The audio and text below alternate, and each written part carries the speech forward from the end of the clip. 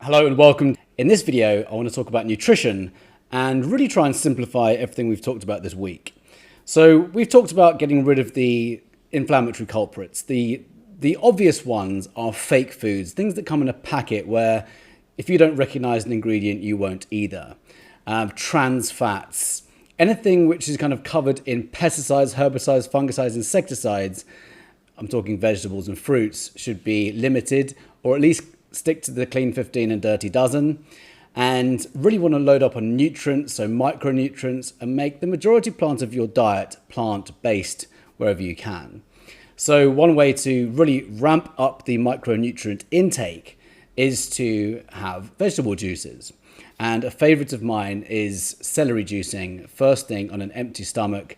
This is almost called a craze. It is kind of a craze. The medical medium has taken the United States by storm and also around the world. He was featured in the Heal documentary, and celery juicing on an empty stomach is really, really powerful. Has many, many medicinal properties. So what does a typical day look like, in my opinion, for an anti-inflammatory lifestyle? So when we take out the harmful culprits and we just stick to nutrition, what I'm really talking about here is primal living. And one of my inspirations behind the way I live is Mark Sisson, who wrote the Primal Blueprint.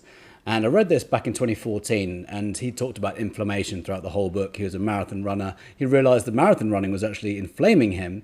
And he realized that the best way to live is as our ancestors would live. And from a dietary standpoint, that means having fruits and vegetables, meat, fish. I believe eggs as well would have been included back then. That's debatable. But no grains. Now, that could be quite a big jump. But for now, I would say no gluten and no dairy, or at least milk. Limit that as much as you can, or completely, because it is inflammatory for most people. So primal living, meat, fish, eggs, maybe, if you're not intolerant to them, fruits, vegetables. That would be an optimal way to live.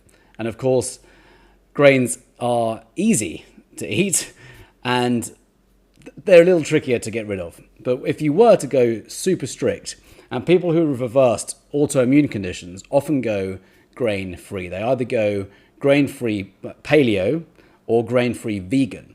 But ultimately, grains can cause inflammation in the gut because of the lectins and the phytates and other anti-nutrients and nutrient thieves.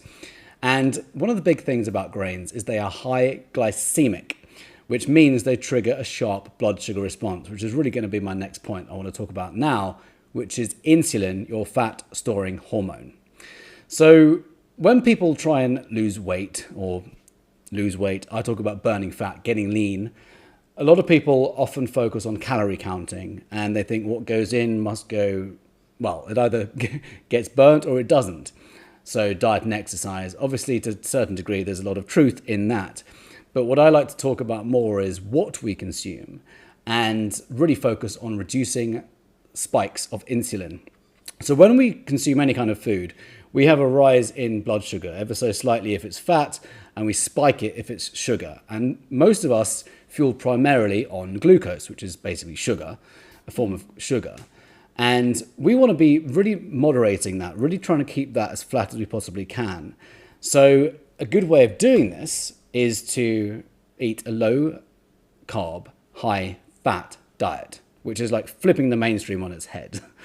And just a quick one on insulin. So when we consume food, we do have a rise in insulin. If you have bread or pasta or a sugar bar, like a candy bar or something like that, you'll get a sugar high. And by the way, that ignites the same pleasure centers in the brain as Class A drugs. It has an addictive property as well. So what happens is we spike the blood sugar, and then insulin does its job. It's secreted from the pancreas. Insulin balances the blood sugars in your blood to prevent it from becoming toxic. It then deposits it into either your muscle stores or your liver stores or your fat stores. So what normally happens in today's world, where a lot of us are way more sedentary than we would be in ancestral times, is the fat stores get topped up and then the fat actually swells up and we gain weight. That's basically how we gain weight. It's constant overexposure to the hormone insulin. And there is an argument to say that when you've just done a workout where you're muscle glycogen stores are depleted, that's not a bad time to have a sugar spike or induce a sugar spike. But I'd still be mindful about the kinds of carbs that you have. So, for example, after a workout, I often do have a banana or a banana milkshake, not a milkshake, banana smoothie, not milk, unless it's non-dairy milk, so almond or cashew or something else. And that would be a time to have a good form of carbohydrate because you spike your insulin and that helps to rebuild the muscle because your muscle glycogen stores are depleted. Most other times, we don't need as many carbs as most people consume. So the way I tend to eat on a day-to-day basis, I don't vary a huge amount other than simple rules of proteins and vegetables and anything around that. So a breakfast, unless I fast, would be some kind of egg dish, whether it's scrambled or boiled or those two normally. Poached, I prefer to having fried because fried is the oil. We don't want to be having too much of that unless it's coconut oil. That's a whole other subject. But some kind of egg with some kind of fat on the side, which would normally be avocado, and some greens, tomatoes, organic, cucumber, spinach, something like that. And then a salad for lunch, with the majority of it being greens and all kinds of different salads, ingredients, and normally some form of protein. So it might be some form of fish or chicken or something like that. I don't think we need to be having as much protein as most people believe. I find it easier to have proteins with salad, otherwise you just want to have carbs. So I would say some kind of protein, and if you can eat salmon, I can't eat salmon, for example. A wonderful protein would be smoked salmon or some kind of fresh fish with vegetables. And then in the evening, something else. So something kind of vegetables and a protein. But I'd really bring down the carbohydrate load unless I've just done a workout. So on a simple way of living is just think low carb, high fat. We do need fat. Our cells need fat. And whilst there are more calories per gram of fat, which means something. It normally means we need less of it and it's satiating.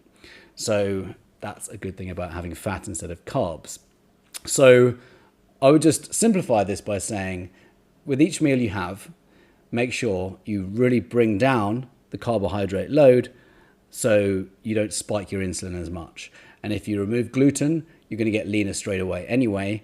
And other grains, if you bring that consumption all the way down as well, that's going to really help as well. There's some brilliant books written on the effects of grains. I mean, Primal Living, The Primal Blueprint, Grain Brain, Wheat Belly. Grain Brain was written by a doctor called Dr. David Perlmutter. And he's been studying gluten and other grains for about 30 odd years. He's been helping people reverse neurodegenerative disorders. He's realized most people are inflamed, which is why that leads to depression. That's quite a well-known fact now, actually. Most depression is linked with chronic inflammation of the brain, which starts in the gut.